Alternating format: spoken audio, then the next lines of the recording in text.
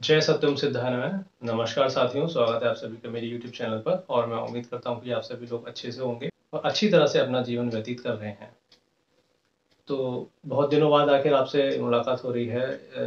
आज दिल कर आया था ये वीडियो बनाने का। टॉपिक्स तो बहुत सारे इकट्ठे हो रखे थे, लेकिन ये है कि एक टॉपिक बहुत मुझे लगता है कि जिस पे बनाना बेहद ज़रूरी था। तो मैंने थोड़ा सा जोर दिया इस पर खुद को ही, और वीडियो बनाने के लिए मैं तैयार हुआ। और ये टॉपिक डायरेक्टली लाइफ से रिलेटेड है। जैसा कि आप सभी लोग जानते हैं पहले कि यदि आप फर्स्ट टाइम मेरे यूट्यूब चैनल पर आ रहे हैं और इस वीडियो को देख रहे हैं, तो मैं आपको बता देना चाहता हूँ कि इस मेरे यूट्यूब चैनल पर जितने भी लाइफ से रिलेटेड टॉपिक्स हैं, related to every aspect of life, मैं कोशिश करता हूँ कि वीडियो बना सकूँ। जितनी भी नॉलेज मैं जिधर से भी गेन करता हूँ, चाहे वो इंटरनेट के थ्रू हो, बुक्स के थ्रू हो, लोगों के थ्रू हो, किसी से बातचीत करने के बाद आने पर है, तो वो सारे नॉलेज से आप लोगों की भी हेल्प हो सके, वो सब मुझ तक ही सीमित ना रहे। तो ऐसी मेरी कोशिश रहती है। और वीडियोस कई तरह के टॉपिक से रिलेटेड हो सकते हैं, यानी कि वो डायरेक्टली कोई इन्फॉर्मेशन है, किसी टॉपिक से रिलेटेड है, कोई एक्सरसाइज को लेकर वो वीडियोस है, खाने पीने से संबंधित वीडियो है, या मेडिसिनल टाइप की कंटेंट है उसमें कुछ, जो कि मेरे अपने ही एक्सपीरियंस के बेसिस पे मैं बता सकता हूँ। बाकी ऐसा मैं कुछ नहीं बताता जिससे कि आपको परेशानी हो। तो आप सभी ये सारी चीज़ें जाके मेरे जो यूट्यूब चैनल का प्लेलिस्ट है सेक्शन, उसमें जाके आप देख सकते हैं। सारी वीडियोस उसमें प्रॉपर्ली मैंने मैनेज की हुई हैं। तो जिसकी भी आपको ज़रूरत लगती है आप वहाँ जाके देख सकते हैं। अब बात करते हैं कि वीडियो का जो टॉपिक है वो क्या होने वाला है। बहुत ही ज़बरदस्त और इम्पोर्टेंट टॉपिक है, ख़ास तौर पे उन लोगों के लिए वो बहुत ज़्यादा ज़रूरी है जो लोग अभी अपने 14, 15, 16 यानी कि टीनेज में चल रहे हैं। जो लोग यानी कि 14 से लेकर और करीब 22-23 साल तक की उम्र के जो लोग हैं, उनके लिए ये बेहद ज़रूरी है। यदि आप इस एज कैटेगरी में आते हैं, खुद को पाते हैं, तो इस वीडियो को आप पूरा देखिएगा। ये वाकई में आपके लिए नॉलेजेबल होने वाली है। और यदि नहीं है आप इस एज कैटेगरी में, तो ऐसा नहीं है कि ये वीडियो आपके लिए नहीं है। आप उन लोगों को ये शेयर कर सकते हैं वीडियो, जो कि आपके रिलेटिव हैं या फ्रेंड्स हैं, या फिर कोई भी किसी भी तरीके के लोग को आप जानते हैं और चाहते हैं कि उनकी इस तरीके से इस इंफॉर्मेशन के थ्रू हेल्प हो सके, तो आप ये वीडियो प्लीज़ उनको शेयर कर दीजिएगा, वो देख लेंगे। मुझे ऐसा लग रहा था कि जो भी अभी तक मेरी लाइफ के एक्सपीरियंसेस रहे हैं, और अभी मैं अपने लेट 20s में चल रहा हूँ, यानी कि जो मेरी एज है, और मुझे लगता है कि स्कूल टाइमिंग वाला जो अपना टाइम होता है वो सबसे बेस्ट टाइम होता है सब कुछ सीखने का। और जितनी आप चीज़ें अचीव कर सकते हैं उस दौरान तक, वो आपको कर लेनी चाहिए, वो सारी मेहनत कर लेनी चाहिए। क्योंकि उसके बाद बहुत सारी चीज़ें ऐसी होती हैं, यानी कि जैसे कि आपका फिर जो एकेडमिक एजुकेशन है आपकी वो कंप्लीट होती है। यदि आप ग्रेजुएशन करते हैं तो आप 22 साल की उम्र के करीब हो जाते हैं। फिर आप पोस्ट ग्रेजुएशन करते हैं तो करीब 25 के हो जाते हैं, या फिर 24 में होते हैं। उसके बाद फिर आपको जॉब या फिर अपना बिजनेस या स्टार्टअप कुछ भी, या सेल्फ एम्प्लॉयड, जैसा भी आप होना चाहते हैं, उसके बाद आपको वो शुरू करना पड़ता है। तो वो उस तरह की लाइफ स्टाइल होती है जहाँ पे जाने के बाद बंदे को लगता है यार कि अब मैं तो स्टक हो गया, वो सारी चीज़ें जो मुझे करने को पसंद थी मैं कर ही नहीं पा रहा। या फिर उन सारी चीज़ों के लिए जब मैं सोचा करता था अपनी टीनेज में था, 8th क्लास में था, या 9th स्टैंडर्ड में था, 10th में था, मुझे लगता था कि स्कूल के साथ साथ वो सारी चीज़ें मैं सीख लूँ, कर लूँ, लेकिन प्रोकास्टिनेशन की वजह से, यानी कि टालम टाल की जो एक बुरी आदत बन जाती है, उसकी वजह से वो नहीं सीख पाया। उसे लगता था कि अभी तो बहुत टाइम है, अभी सिर्फ एजुकेशन ही कर लें, उसके बाद कुछ कर लेंगे। तो ये सारी बेकार की चीज़ है। मैं अपने पर्सनल एक्सपीरियंस से बता रहा हूँ आपको। हमें सब चीज़ों को एक साथ मैनेज करके चलना पड़ता है। ये आर्ट हमें सीखनी ही पड़ती है। यदि आपको नहीं आती है तो आप इस वीडियो को देखने के बाद ज़रूर कोशिश करिएगा, और आपकी जो लाइफ है उस पर ज़रूर इम्पेक्ट करने वाली है। तो कोशिश कीजिएगा धीरे धीरे, जैसे मैं चीज़ों को बता रहा हूँ और अपने पर्सनल एक्सपीरियंसेस पे। तो मैंने उन्हें ना एक चार्ट के रूप में सम अप करके रखा हुआ है इस रजिस्टर के अंदर, जिससे कि वो सारी चीज़ें जो हैं वो मैं एक एक पॉइंट पढ़ता चलूँगा और आपको क्लियर करते चलूँगा कि मुझे क्या लगता है कि मैंने क्या क्या चीज़ों को मिस किया, कौन सी ऐसी बैड हैबिट्स थी मुझे, जो मुझे लगता है उस वक्त लगता था कि हाँ, एक अंदर से तो फीलिंग आती थी कि भाई ये जो मैं कर रहा हूँ ये ठीक नहीं है, आगे इससे लाइफ बुरी तरीके से इम्पैक्ट हो सकती है, जो कि हुई भी। और कौन से ऐसे वो डिसीजंस हैं जो उस वक्त मुझे ले लेने चाहिए थे, जो मैंने नहीं लिए, या फिर जो कुछ लिए तो वो गलत डिसीजंस थे। तो ये सारी चीज़ें आपके लिए इस उम्र में जानना बेहद ज़रूरी होता है, जब आप 18 के आसपास की उम्र में होते हैं। अगर आपने 10th पास आउट की है, 11th में आप एंटर करने वाले हैं, तो आपको ये सबसे बड़ा जो एक डायलेमा होती है, कन्फ्यूज़न होता है, वो ये होता है कि भाई कौन सी स्ट्रीम में जाएँ, क्या सब्जेक्ट्स लें, कुछ समझ नहीं आता। और एक तो टाइम था कि जब मतलब लोगों के पास ज़्यादा ऑप्शंस नहीं होते थे, तो उनकी लाइफ बहुत बढ़िया चल रही थी। पता है कि भाई ये तो 4-6 ऑप्शंस हैं, इसी में जाना है, इसी में आगे करियर बनाना है। लेकिन आज आपके पास अबंडेंस में इतने सारे मतलब ऑप्शंस हैं कि आप खुद पागल हो जाएंगे सोच सोच के, यार किस में जाए किस में नहीं जाए। वो तो एक अलग बात है, किसी भी पर्सन का एक गोल होता है जो उसको अपनी शुरुआती उम्र में पता चल जाता है, चाहे वो 10 का हो, 12 का हो या 14 का हो, किसी उम्र का व्यक्ति हो, कि भाई मैं तो इसी काम के लिए बना हूँ और मेरा डेडिकेशन इसी के लिए है, टोटल जो भी है। लेकिन कुछ लोग ऐसे होते हैं जिनका पता ही नहीं होता जिन्हें करना क्या है, और सबसे ज़्यादा दिक्कत उनके साथ होती है जिनको बहुत सारी चीज़ों में दिलचस्पी होती है लेकिन वो किसी एक का चुनाव नहीं कर पा रहे होते। तो उसी दौरान अगर वो ये सॉर्ट आउट कर लें किसी की मदद से कि भाई हमें करना क्या है, आप मेरी मदद कर दीजिए, मुझे समझ नहीं आ रहा, या आप मुझे समझाने की कोशिश कीजिए, तो बहुत अच्छा होता है उस वक्त। तो ये सारी बातें मैं आपको क्लियर करने जा रहा हूँ इसमें कि क्या करें क्या ना करें, कैसे करें कैसे नहीं करें। तो कुछ ऐसे डिसीजंस हैं हमें अपनी लाइफ में जो एक सही उम्र में ले लेने चाहिए। कुछ ऐसी आदतें हैं जिनमें सुधार उसी वक्त ले आना चाहिए, वरना आगे जाके बहुत ज़्यादा दिक्कत होने वाली है। तो आप इन्हें देखने की और सुनने की कोशिश कीजिएगा और अपनी लाइफ में उतारने की कोशिश कीजिएगा। और आगे बढ़ने से पहले एक बात मैं आपको और क्लियर कर देना चाहता हूँ। आज क्या हो गया है कि जैसे कि हम यूट्यूब पे भी देखते हैं किसी भी चीज़ में कि सब्र हमारा ख़त्म हो रहा है, क्योंकि जैसे जैसे ये सब टेक्नोलॉजीज़ का एडवांसमेंट हो रहा है तो हमारी लाइफ से यानी कि पेशेंस और सब्र लगभग ख़त्म ही होता जा रहा है।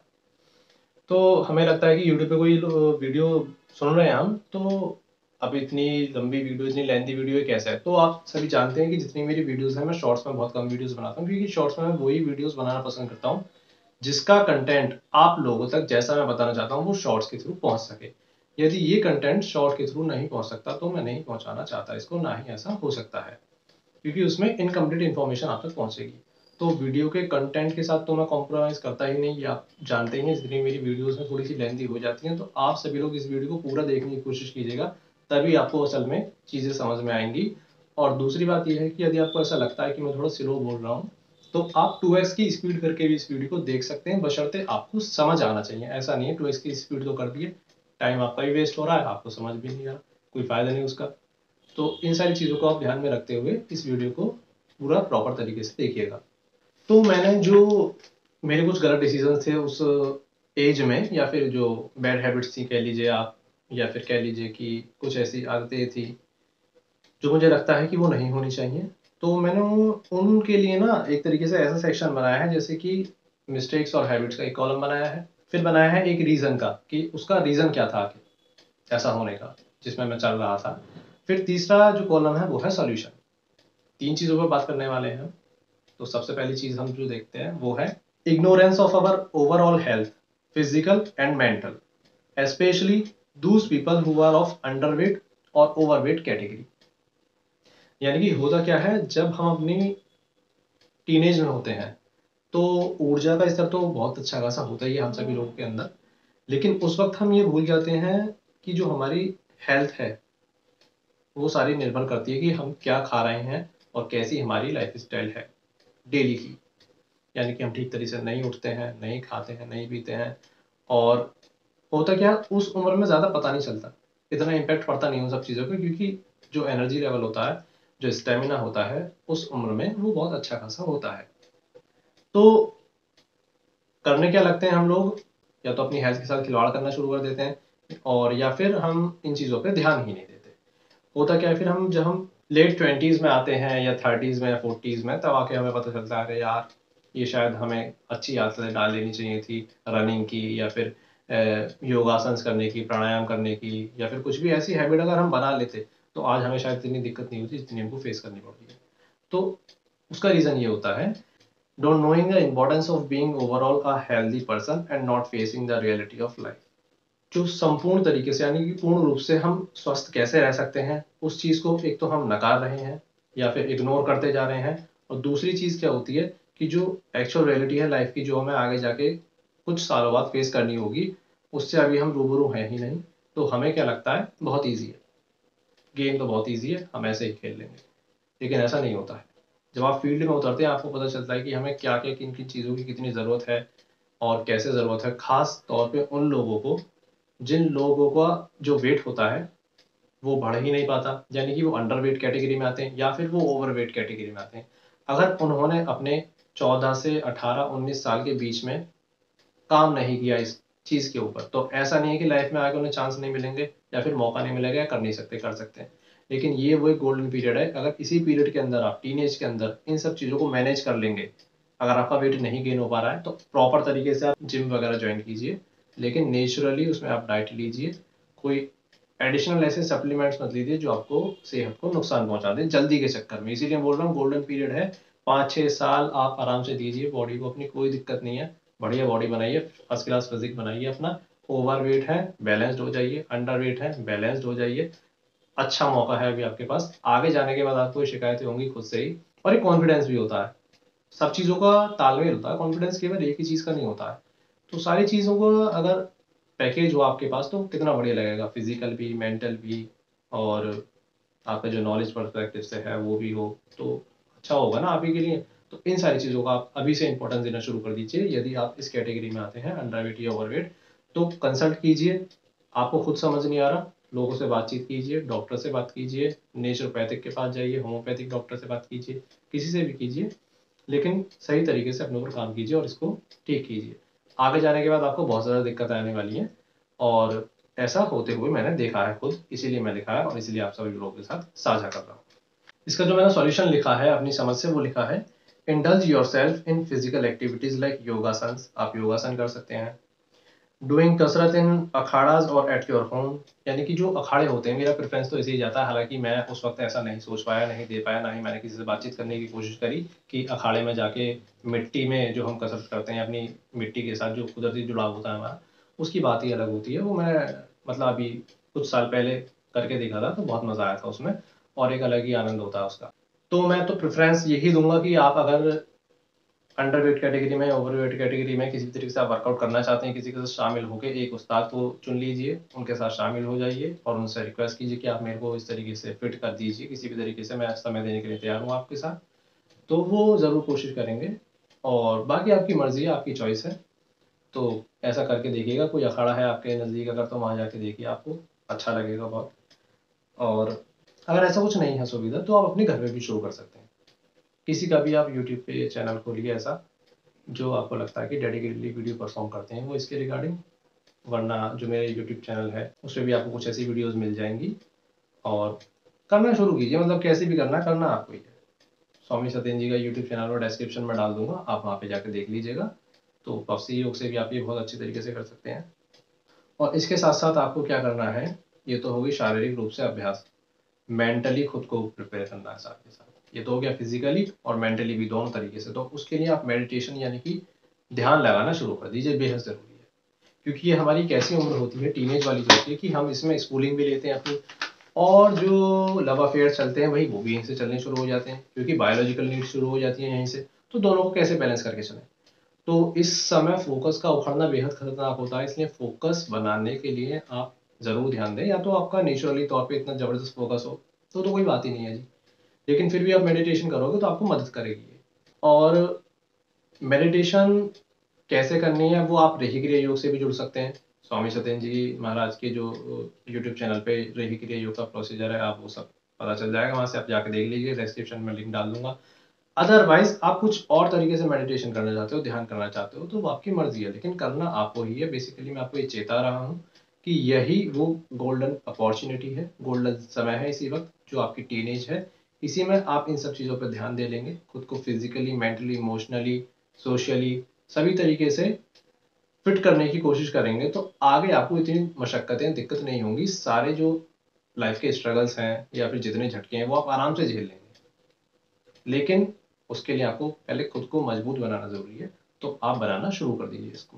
पहला चीज़ तो ये हो गई, जो हम इग्नोर कर देते हैं अपनी हेल्थ को, physically as well as mentally. दूसरा जो एक फैक्टर होता है बड़ा, वो होता है नॉट लर्निंग और इग्नोरेंस ऑफ लर्निंग थिंग्स और subjects which are directly related with our life.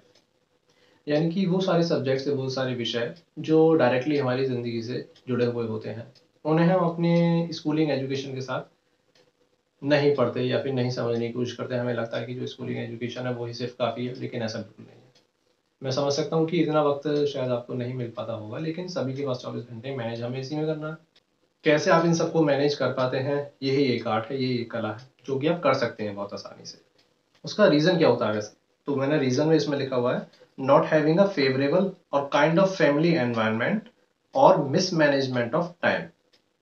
Preferences और चॉइसेस। यानी कि एक तो ये कि आपका पारिवारिक जो वातावरण है, यानी कि फैमिली एनवायरनमेंट है, वो ऐसा नहीं है जो आपको स्कूलिंग एजुकेशन के साथ बाकी वो सारे एथिकल सब्जेक्ट्स और मोरल सब्जेक्ट्स, मोरल वैल्यूज वो सारे सिखा रहे हैं। या फिर दूसरा क्या होता है कि एक हमारा भी अपना पर्सनल चुनाव होता है कि हम लोग ही ध्यान नहीं देते। पेरेंट्स तो कहते रहते हैं कि भाई तुम्हें ये किताब भी पढ़नी चाहिए, जैसे गीता और जबरदस्त किताब है, यानी कि पवित्र किताब है, वो आपको पढ़नी चाहिए ज़रूर। आपको मानसिक रूप से यानी कि मन से बहुत ज़बरदस्त तरीके से ताकतवर बनाती है। दूसरा, जितना आप पढ़ सकते हैं कोशिश कीजिए। ऐसा नहीं कह रहा कि आपको 24 घंटे या 12 घंटे 6 घंटे वो पढ़नी ही पढ़नी है जी, ऐसा कुछ नहीं है। स्कूलिंग एजुकेशन के अलावा बाकी जो आपका टाइम है 1-2 घंटे आप निकालिए, इन किताबों को भी देना शुरू कीजिए जो कि सेल्फ हेल्प बुक्स हैं, जैसे कि the power of subconscious mind by Joseph Murphy. बहुत ज़बरदस्त किताब है the power of subconscious mind, उस उम्र में आपको पढ़ लेनी चाहिए। या फिर how to talk to someone, ये किताब है।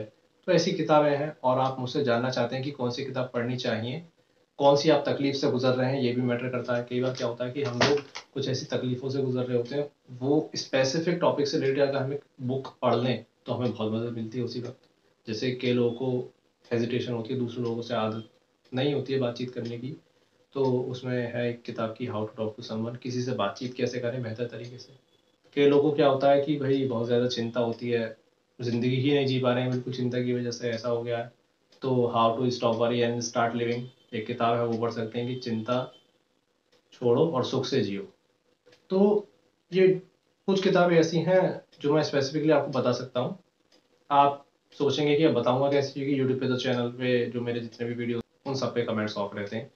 तो जो मेरा एक टेलीग्राम अकाउंट है, एक जीमेल आईडी है और एक इंस्टाग्राम अकाउंट है, ये तीनों की फैसिलिटी है जिसके थ्रू आप मेरे से कोई सवाल पूछ सकते हैं। किसी टॉपिक पे वीडियो मुझे बनानी चाहिए वो मुझे बता सकते हैं, तो मैं कोशिश करूंगा बनाने की।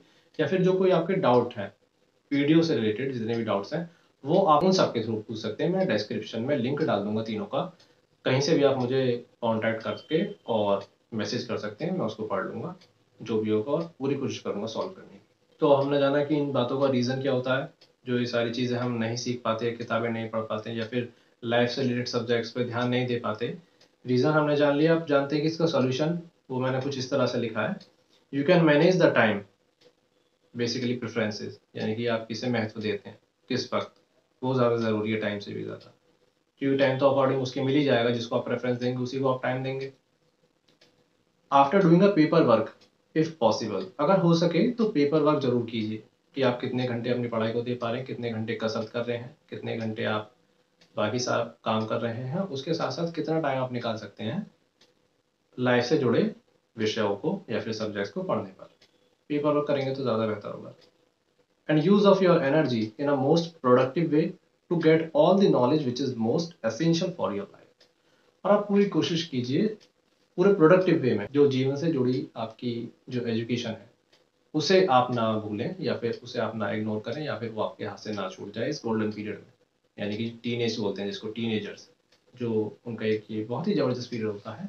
तो इसमें अगर ये सारी चीज़ आप ग्रास्प करके चलेंगे तो आगे आने वाले लाइफ के जो साल हैं वो आपके लिए बहुत ईजी हो जाएंगे, ईजिली मैनेजेबल हो जाएंगे। ऐसा नहीं है कि बस आप चलते रहेंगे, कुछ करने की ज़रूरत नहीं है, करना सब कुछ पड़ेगा, लेकिन ये सारी चीज़ें बहुत मददगार साबित होती हैं। तो आप मेरा विश्वास कीजिए, अपनी लाइफ के पर्सनल एक्सपीरियंसेस भी बता रहा हूँ आपको, तो आप ज़रूर कीजिएगा इसको।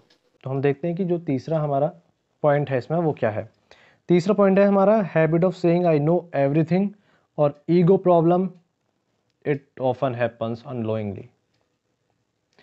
यानी कि जो सबसे बड़ा और सबसे खतरनाक फैक्टर होता है इस उम्र में हमारा, वो होता है कि ये तो मैं जानता हूँ, ये जानती हूँ, या फिर इस बारे में मैं किससे बात करूँ, जितना मैं जानता हूँ या जानती हूँ वो ठीक है। सबसे भयंकर फैक्टर होता है ये हमारी लाइफ का, कि कहते हैं ना कि एक कुएं का मेंढक वाली जो मेंटेलिटी होती है कि उसने सिर्फ कुआं ही देखा होता है तो उसे लगता है कि वही उसकी दुनिया है। उससे जब वो बाहर निकलता है तब पता चलता है यार कितनी बड़ी दुनिया है और मैं तो किसको दुनिया समझ रहा था। तो ये फैक्टर जानबूझकर या अनजाने में हो ही जाता है किसी न किसी के साथ। मेरे भी साथ एक थोड़ी सी दिक्कत थी, मैं आपको बताना चाहता हूँ कि जब उस वक्त मुझे लगता था, जब मैं 10th पास आउट नहीं की थी, मतलब 10th में ही था, तो मुझे लग रहा था कि 10th के बाद, क्योंकि मैंने कॉमर्स ली थी, बहुत ज़्यादा अच्छी परसेंटेज उस वक्त मेरी नहीं थी, साइंस में मेरा बहुत ज़्यादा रुझान नहीं था किसी वजह से, तो मैंने कॉमर्स लाइन चूज़ करी और फैमिली वालों ने भी उसको प्रेफरेंस दिया। तो उसके बाद जब मैं 11th क्लास में आ गया, 11th में आने के बाद सब कुछ ठीक चलता रहा, लेकिन 11th और 12th के जो मेन सब्जेक्ट्स होते हैं अकाउंट्स एंड इकोनॉमिक्स, उनसे ही मुझे बेहद ज़्यादा लगाव नहीं हो पा रहा था। पढ़ता तो था, ज़रूरी भी था पढ़ना, क्योंकि भाई क्लियर करनी है तो पढ़ने तो पड़ेंगे, लेकिन उसके बाद फिर कुछ ऐसा हो सकता था डिफरेंट फील्ड जो मैं चुन सकता था अपने लिए। तो उसके लिए मैंने घर में बातचीत करी, तो जितना घर वालों को पता था उन्होंने बताया, लेकिन मुझे लग रहा था कि वो सफिशिएंट नहीं है। तो मैंने खुद कोशिश नहीं की अपने टीचर से या अपने मेंटर से, किसी और से बात करने की कि भाई मैं और क्या कर सकता हूँ ऐसा 12th के बाद जिससे मुझे फ़ायदा हो, या फिर मेरे इंटरेस्ट की कोई चीज़ हो। ऐसे इंटरेस्ट तो बहुत सारी चीज़ों में था, इंटरेस्ट तो स्पोर्ट्स में भी था और आपका ड्राइंग में भी था, आर्ट यानी कि अपना इंग्लिश थी लैंग्वेज, इंग्लिश लिटरेचर में मेरा रुझान बहुत ज़्यादा बढ़ने लगा था, और नेचर के प्रति भी रुझान बहुत ज़्यादा था। तो ऐसा कौन से कोर्स हो सकते थे जिसमें थ्रू मैं आगे शायद उसमें बढ़ सकता था, लेकिन कुछ ऐसा ज़्यादा पता नहीं लगा। तो ये एक ईगो प्रॉब्लम होती है जो कि एटीट्यूड का एक हिस्सा होती है। ईगो कुछ अलग चीज़ नहीं होती है, एक एटीट्यूड होता है, उसी का एक सब पार्ट होता है। ये एटीट्यूड में दो तरीके के होते हैं, पॉजिटिव एटीट्यूड और नेगेटिव एटीट्यूड। तो नेगेटिव एटीट्यूड का ही छोटा सा हिस्सा होता है ईगो। उसमें इंसान को ऐसा लगने लगता है कि जो मैं जानता हूँ बस वही ठीक है, सामने वाला मुझे क्या बताएगा। मतलब ऐसा नहीं कि किसी को हम ऐसा नीचा दिखाने की कोशिश कर रहे हैं, बस ऐसा परसेप्शन बन जाता है खुद के साथ ही कि यार सामने वाले से क्या ही पूछें, अब जो हम जान रहे हैं वो ठीक है। तो बिल्कुल ऐसा नहीं है। अगर आपको ज़रा भी ऐसा लग रहा है कोई बात कि आपको समझ नहीं आ रही है या आपके लिए और क्या बेहतर हो सकता है, तो आप बेशक इस फाउंडेशन को तोड़िए अभी और आगे बढ़िए, अदरवाइज़ बहुत देर हो जाएगी या फिर आपको पछतावे रह जाएंगे। अब जब मैं सोचता हूँ कि उस वक्त कुछ ऐसा किया होता तो कितना बेहतर होता, लेकिन हर एक पल जो बीत गया वो आपकी डेस्टिनी है, एक्सेप्ट करना ही पड़ेगा आपको। बिगर एक्सेप्ट करे आप आगे नहीं बढ़ सकते लाइफ में।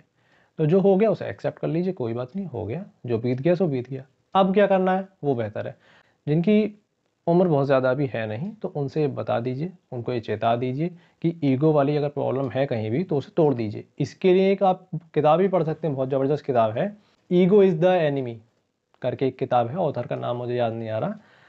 तो वो किताब बहुत ज़बरदस्त है, आपके लिए मददगार साबित होगी अगर आप खुद को इस स्टेज में पाते हैं और बाहर नहीं निकल पा रहे हैं।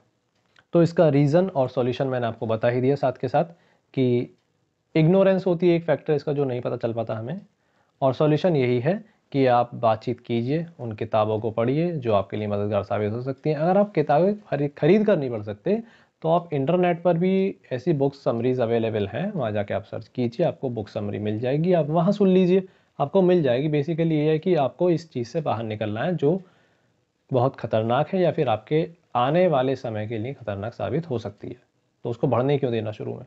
अब यदि मैं बात करूं 10th क्लास की स्टूडेंट्स की खास तौर पे, तो जैसा कि अभी मैंने इससे पहले वाले पॉइंट में बताया, ये क्लियर नहीं हो पाता कि हम क्या करें क्या नहीं करें। एक सबसे बड़ा फैक्टर आता है जब हम 10th क्लास में होते हैं। 10th क्लास के बाद हमें चूज़ करना होता है। एक तो ये कि पहले से ही माइंड में सेट है क्या करना है क्या नहीं करना।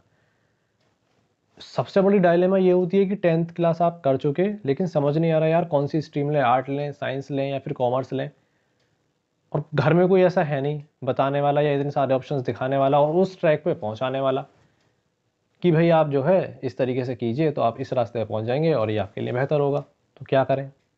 तो ये पॉइंट उसी से रिलेटेड है कि 10th क्लास के स्टूडेंट्स के लिए खास तौर पे ये वीडियो आप उन लोगों को ज़रूर भेज दिएगा जो अभी 10th में है, जो 10th में अभी पास आउट हुए हैं। एक साल भी कर लिया अगर तो भी कोई दिक्कत नहीं है। एक साल बाद अब वो चुनाव करना चाहें किसी दूसरे विषय का तो एक साल ड्रॉप हो जाएगी उनकी, नेक्स्ट ईयर से वो फिर से 11th शुरू कर सकते हैं। अगर वाकई में जान लें कोई ऐसा कोर्स है रिलेटेड, अगर मान लीजिए कोई कॉमर्स में है और वो जाना चाहता है साइंस में लेकिन नहीं जा पाया, गाइडेंस ही नहीं मिली, लेकिन अब दिल करता है बहुत ज़्यादा, कैसे करें। तो प्रोफेशनल काउंसलर की सलाह भी ले सकते हैं आप। आज ऐसी सुविधाएं हैं आपके पास, पहले तो ऐसी नहीं होती थी, कि वो बंदे प्रोफेशनल हो गए हैं जो काउंसलिंग करते हैं आपकी, जो आपको बता सकते हैं कि इस फील्ड में अगर आप जाना चाहते हैं तो ये ऑप्शंस आपके सामने हैं, इनमें आप जाके अपना करियर सिक्योर कर सकते हैं। बात आती है कि डिसीजन नहीं ले पाते हम 10th के बाद चूज़ क्या करना है, उसका रीज़न क्या होता है। तो मैंने रीज़न में लिखा है लैकिंग अ प्रॉपर एनवायरनमेंट, वही जो भी मैंने बताया था, lacking a proper environment for the same in your family, communication gap between your mentors and teachers, getting unable to choose by yourself as having many options. यानी कि या तो आपका कम्युनिकेशन गैप कहीं कहीं ना कहीं आ रहा है, आप बातचीत नहीं कर पा रहे हैं अपने टीचर से, अपने मेंटर से या फैमिली वालों से कि भाई मुझे बताइए या मैं समझ नहीं पा रहा हूँ तो मेरी मदद कीजिए, मुझे किसी के पास ले जाइए। वो इतना तो आपको करना ही पड़ेगा ना खुद से। एक जो हेजिटेशन वाला बैरियर होता है या ईगो वाला बैरियर जो भी है वो आप समझ के उसे तोड़िए और आगे बढ़िए, ठीक है, बातचीत कीजिए। दूसरा क्या होता है, हमारे पास एक से ज़्यादा ऑप्शन होते हैं। ये भी खतरनाक सिचुएशन है, हालांकि ये बहुत प्यारी सिचुएशन है क्योंकि आप उन लोगों से ज़्यादा इंटेलिजेंट हैं जिनके पास कुछ भी नहीं है, लेकिन फिर भी जितना है उसमें से भी चुनाव नहीं हो पा रहा तो थोड़ी सी दिक्कत वाली बात है। तो या तो आप पेपर वर्क कर लीजिए, आपको मिल जाएगा। पेपर वर्क करने के बाद भी समझ नहीं आ रहा है तो फिर आप किसी की हेल्प ले लीजिए, कोई उसमें आपकी शान नहीं घटने वाली है ना, तो वो ले लीजिए आप। सॉल्यूशन क्या है फिर इसका, यू कैन फाइंड अ वे, जो कि मैंने अभी बताया था वही मैंने इसमें लिखा हुआ है। You can find a way by doing ध्यान if you have practice before. जैसा कि मैंने आपको बताया था कि आप मेडिटेशन ध्यान वगैरह शुरू कर दीजिए, ये सारे ही आपके जितने भी कन्फ्यूज़न हैं, आपके क्वेश्चंस हैं, आपके अंदर से आने शुरू हो जाएंगे इनके आंसर्स। अगर पहले से आपने प्रैक्टिस करी है इस पर तो आपको वो मिल जाएगा, लेकिन नहीं करी तो नहीं मिल पाएगा। फिर क्या करें आप, चलो ध्यान तो नहीं करा तो आप एक जैपनीज़ टेक्निक है इकिगाई करके, उसकी हेल्प ले सकते हैं। उसके ऊपर एक किताब भी बनी हुई है इकिगाई के ऊपर। उसमें ये है कि the reason of being, found the reason of your being, यानी कि वो पता चल जाता है कि आप किस लिए पैदा हुए हैं या फिर आप असल मकसद क्या है आपकी ज़िंदगी का। तो कुछ ऐसा टेक्निक है, पेपर वर्क ही करना होता है उसमें, जिसमें आपको पता चल जाएगा कि इसके माध्यम से मैं ये बेहतर कर सकता हूँ। अगर जी वो भी नहीं करनी तो फिर आप प्रोफेशनल किसी पर्सन से कैजुअली भी ले सकते हैं। अगर आपको कोई दोस्त है, काउंसलिंग ले लीजिए, करवा लीजिए उससे अपनी काउंसलिंग कि भाई मुझे नहीं समझ में आ रहा, आप मेरी काउंसलिंग करके बताइए कि आखिर मैं चाहता क्या हूँ, क्या मैं सबसे बेहतर कर सकता हूँ। 10th क्लास के बाद ये डिसीजन लेना बहुत ज़रूरी होता है क्योंकि उसी के बाद आपकी लाइन जुड़ी हुई है आगे। ऐसा नहीं है आगे लाइफ में कुछ चेंज करना चाहेंगे आप तो कर नहीं पाएंगे, ऐसा कुछ नहीं है। हो सब जगह सब चीज़ जाती है, लेकिन अगर टाइम से ही सारी चीज़ हो जाए ना तो उससे बेहतर कुछ नहीं होता लाइफ। कैरियर का एक टाइम है, सेट हो जाता है उस एज तक, बहुत अच्छी बात है, अच्छा लगता है, बहुत खुशी होती है। जितना हमने सोचा था उतनी खुशी होती है।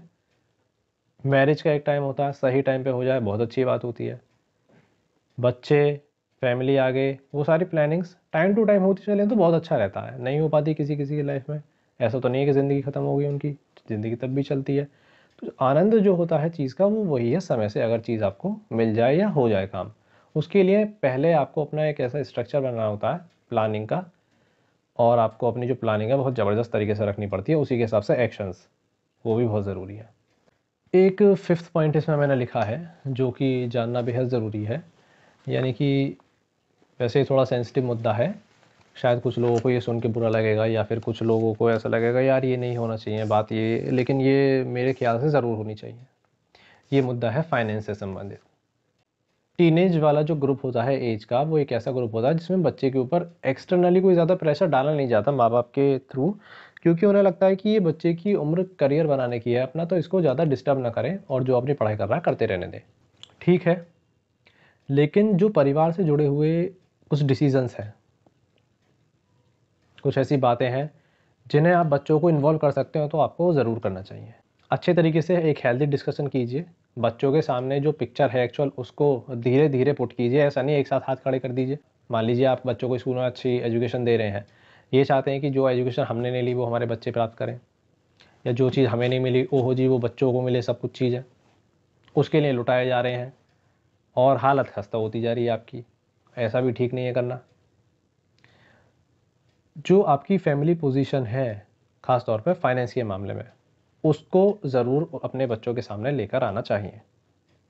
नहीं लेकर आ पाते, ये एक गलती हो जाती है पेरेंट्स से, और बच्चे भी कुछ नहीं पूछते, कुछ थोड़ी सी उनसे भी हो जाती है क्योंकि उनकी उम्र ही क्या होती है उस वक्त, खाने पीने मौज करने की उम्र होती है, पढ़ाई की उम्र होती है अपना, वो भी ध्यान नहीं देते इन सब चीज़ों पे, लेकिन देना ज़रूरी है। तो इसमें मैंने ये पॉइंट तो बता दिया कि फैमिली की जो फाइनेंशियल पोजीशन है वो ज़रूर आपके सामने आती है। नहीं आने के कारण मैंने बता दिया, क्या वो पता है कि बच्चों को चाहते हैं कि भाई बच्चों के ऊपर कोई आँच ना आए या किसी तरीके से कोई दिक्कत ना आए, इनको पढ़ने में कोई दिक्कत ना हो, तो हम भैया मैनेज करें। लेकिन उनको ये पता होना चाहिए कि जितना मैनेज कर रहे हैं आप उनके लिए, वो किस हिसाब से कर रहे हैं और क्या प्लानिंग है आपकी, और कितना आप अफोर्ड कर सकते हैं एट द मोस्ट, ज़्यादा से ज़्यादा। उन्हें भी तो ये महसूस होना चाहिए कि भाई हमारे पेरेंट्स हमारे लिए इतना कर रहे हैं और इससे ज़्यादा नहीं कर सकते ये। और इन सारी सिचुएशंस के बावजूद ये हमारे लिए इतना कर पा रहे हैं, तो हमें आखिर रिज़ल्ट पूरी मेहनत से देना पड़ेगा। अगर नहीं देंगे हम तो आगे हमारी भी गाड़ी चलने वाली नहीं है। तो ये सारी बातें क्लियर होनी चाहिए हेल्दी डिस्कशन के साथ। ऐसा नहीं उनके सिर पे ही आप दे के मारो कि जी हाथ खड़े कर दिए अपने, कि भाई हम नहीं पढ़ाने वाले, अब हमारे बस की नहीं है, तुम देख लो अपना हिसाब। ऐसे भी नहीं करना है, और ऐसे भी नहीं करना है कि छुपाए ही जा रहे हैं। एक्चुअल पोजीशन उनके सामने धीरे धीरे लेकर आनी है।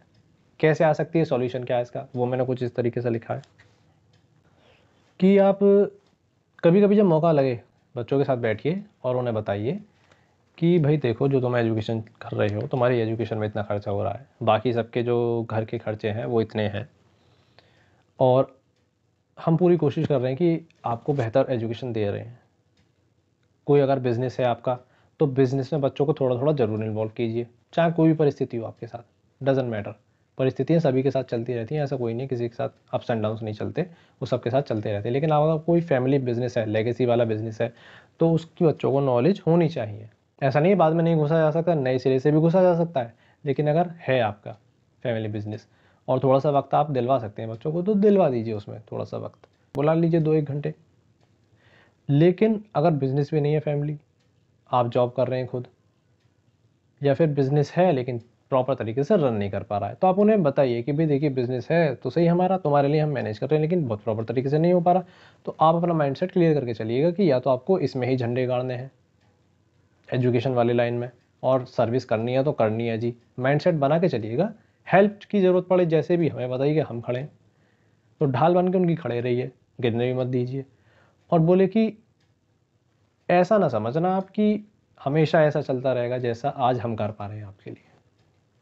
कभी आप सोचे जी मौज बहा रहा है, बाद में एक एज पे आने के बाद पता चला जी ये तो ठन ठन गोपाल निकला मामला, ऐसा तो कुछ नहीं हो रहा जैसा उस वक्त हो रहा था। तो बड़ी ठेस पहुंचती है बच्चों को भी, पेरेंट्स को भी दुख होता है, उन्हें लगता है यार हमने तो इसलिए नहीं बताया, तुम्हें जोर ना पड़े, तुम अपना बढ़िया कर लो, लेकिन बच्चे भी बढ़िया नहीं कर पाए, कुछ उधर भी बढ़िया नहीं हुआ, तो थोड़ी सी गड़बड़ हो जाती है वहाँ।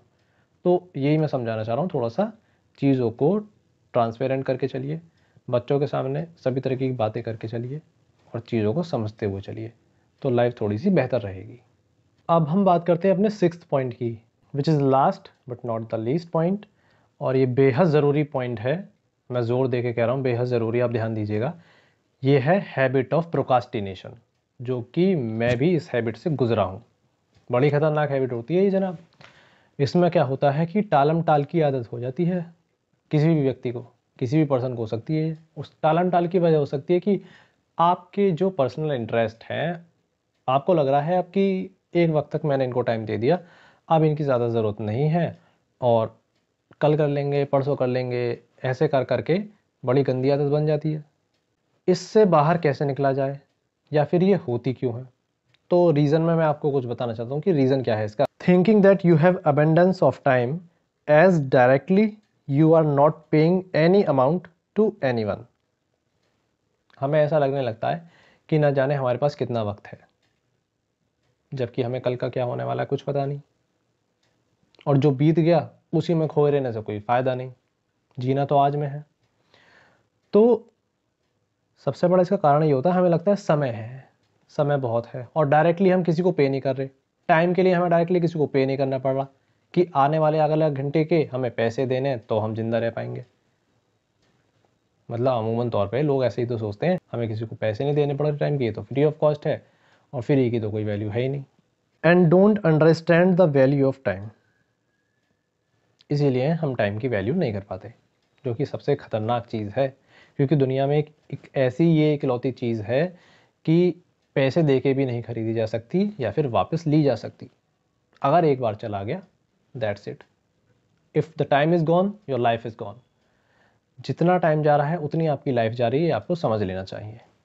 अब बात आती है कि इससे बाहर कैसे निकला जाए, प्रोक्रास्टिनेशन की हैबिट से बाहर कैसे निकला जाए। तो निकलने के बहुत सारे रास्ते हैं, तो देखते हैं सॉल्यूशन में मैंने इसमें क्या लिखा हुआ है। Such kind of habit can be improved by valuing the time that you have today.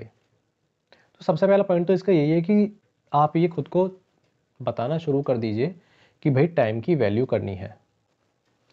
जीवन का अर्थ है समय, यानी कि अगर आपके पास समय है तो ही जीवन है, और जीवन है तो समय फिर होगा ही होगा। तो उस समय को बेहतर तरीके से कैसे यूटिलाइज़ करना है, क्योंकि 24 घंटे ही हैं सभी के पास, यूटिलाइज़ आपको ही करना है, बेहतर आपको ही करना है। ये देखना है कि कितना बेस्ट प्रोडक्टिव वे में आप उससे क्या अचीव कर सकते हैं। ये वाली एक हैबिट हो जाती है इस एज में, टीनेज में, और उससे बाहर निकलने में बहुत लंबा समय लग जाता है अगर वो हैबिट बन जाती है वाकई में। दूसरा इसमें सॉल्यूशन ये है, and also by reading helpful matters like books on how to get rid of habit of procrastination like do it today. Procrastination की हैबिट से बाहर निकलने के लिए भी कुछ एक ज़बरदस्त ऐसे ऑथर्स हैं जिन्होंने बहुत सारी स्टडी करने के बाद एक किताब लिखी है जिसका नाम है डू इट टुडे, किताब का नाम है इसका, बहुत ही शानदार किताब है ये। अगर आप इसको पढ़ेंगे तो आपको पता चल जाएगा कि प्रोकास्टिनेशन क्यों होती है। जैसे कि एक तो रीज़न मैंने बता दिया, हम टाइम की वैल्यू नहीं कर पाते हैं, या बहुत सारी ऐसे रीज़न होते हैं जिसकी वजह से हम प्रोकास्टिनेशन करते रहते हैं, कैसे उसको ओवरकम किया जाए। तो ये सारी चीज़ें हैं।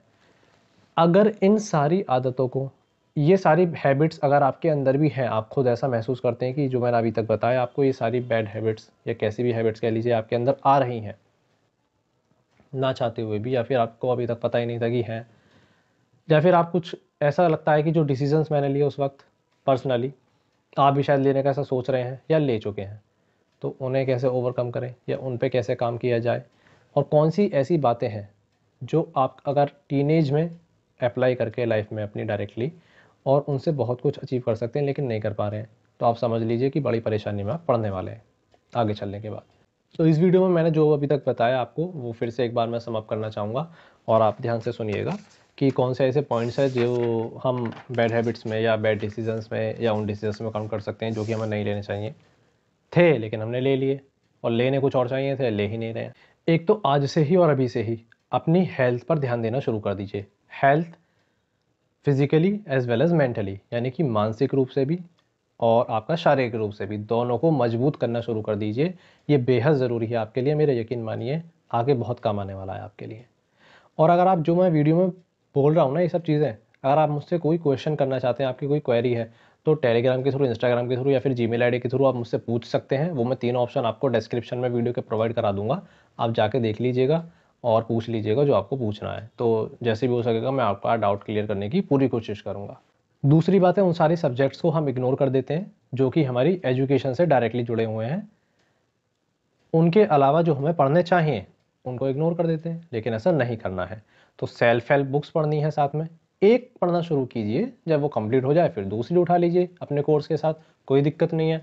The power of subconscious mind by Joseph Murphy must है आपके लिए, ज़रूर पढ़ लीजिए इसको, ज़रूर ज़रूर पढ़ लीजिएगा इसको, बहुत काम आने वाली है आपको, बहुत ज़बरदस्त किताब है। तीसरी जो सबसे गंदी आदत होती है, अगर आप इससे भी जूझ रहे हैं या आपको लगता है आप खुद को पाते हैं इसमें, तो इससे बाहर निकलने की पूरी कोशिश कीजिएगा। और कुछ बात है, कोई क्वेश्चन है इसके रिगार्डिंग तो आप मुझसे पूछ लीजिएगा। वो है आई know everything and that's it, यानी कि मैं सब कुछ जानता हूँ या जानती हूँ, और इसके अलावा जो है वो सब बेकार है, या फिर जिसे कह देते हैं हम डायरेक्टली ईगो प्रॉब्लम। चाहते हुए ना चाहते हुए अगर आप इससे सफ़र कर रहे हैं, पूरी कोशिश कीजिए बाहर निकल जाएं जितनी जल्दी हो सके, वरना परेशानी होने वाली है। फोर्थ पॉइंट जो है वो है not knowing the purpose of your life और getting distracted by so many things, यानी कि आपको अपनी लाइफ का एक्चुअल में पर्पस नहीं मिल पा रहा है। 2 रीज़न हो सकते हैं, एक तो कुछ समझ ही नहीं आ रहा क्या करें, और एक बहुत ज़्यादा है उसमें से चूज़ नहीं कर पा रहे क्या करें। तो या तो किसी एक बेहतरीन फर्स्ट क्लास काउंसलर की आप काउंसलिंग लीजिए और उसकी काउंसलिंग स्किल्स से खुद को बाहर निकालने की कोशिश कीजिए। आपको यदि सचमुच ऐसा कुछ लग रहा है तो आप मुझसे क्वेश्चन पूछ सकते हैं, मैं आपकी कोशिश कर सकता हूँ। कोई आपकी वीडियो भेजूँगा आपको, उसको देखकर आपके समझ में आ जाएगा तो बेहतर है। कोई ऐसी बुक प्रोवाइड कराऊँगा आपको जो आपको लगेगा कि हाँ इससे बाहर निकला जा सकता है, जो कि निकला जा सकता है बहुत आसानी से, तो निकलने की कोशिश कीजिएगा।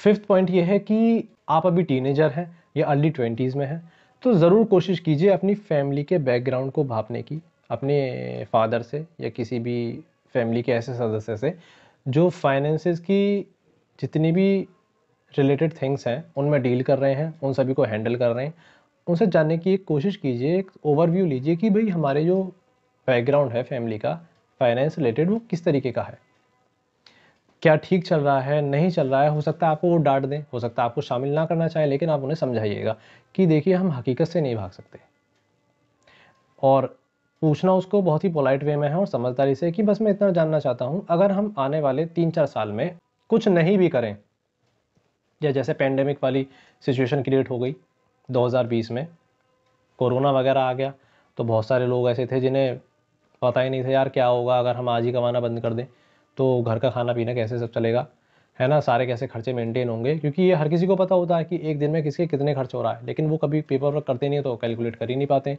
जब कोई ऐसी सिचुएशन आती है तब कैलकुलेट करने बैठते हैं, पता चलता है यार 1000-2000 रुपये का घर का खर्चा हो रखा है डेली का, कैसे मैनेज करेंगे।